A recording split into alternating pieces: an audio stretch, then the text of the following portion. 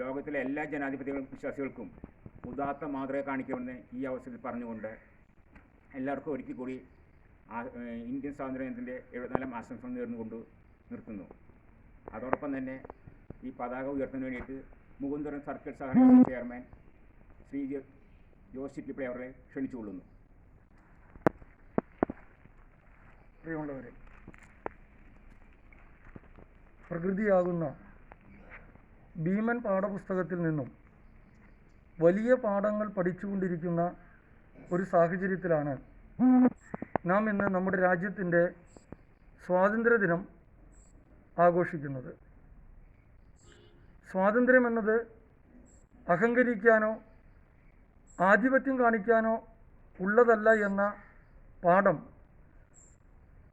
നാം ഇപ്പോൾ പഠിച്ചുകൊണ്ടിരിക്കുകയാണ്.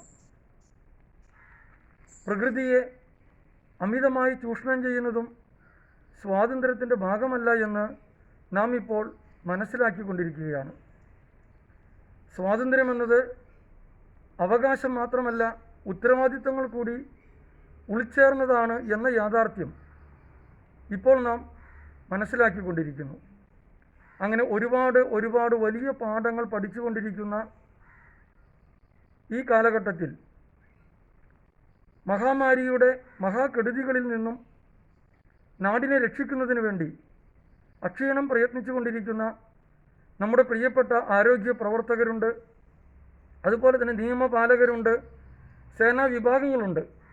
അവരെയെല്ലാം അഭിവാദ്യം ചെയ്തുകൊണ്ട് അവർക്കെല്ലാവർക്കും ഒരു ബിഗ് സല്യൂട്ട് അർപ്പിച്ചുകൊണ്ട് ഈ സ്വാതന്ത്ര്യദിനത്തിൻ്റെ ഹൃദ്യമായ ആശംസകൾ എല്ലാവർക്കും നേരുകയാണ്. നന്ദി, നമസ്കാരം.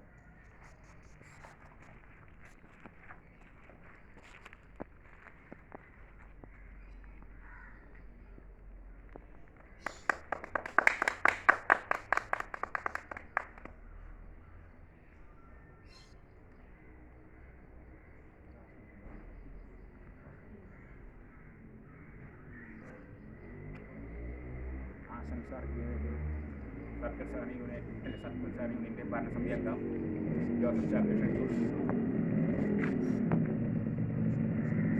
സ്നേഹമുള്ള സർക്കിൾ യൂണിയൻ്റെ പ്രസിഡന്റ് ജോസേ ചിറ്റിപ്പള്ളി, വൈസ് രജിസ്ട്രാർ അജിത്ത്, മറ്റ് സ്നേഹമുള്ള പ്രവർത്തകർ, മെമ്പർമാർ, ഇന്ന് ഇന്ത്യ രാജ്യത്തിൻ്റെ 74ാം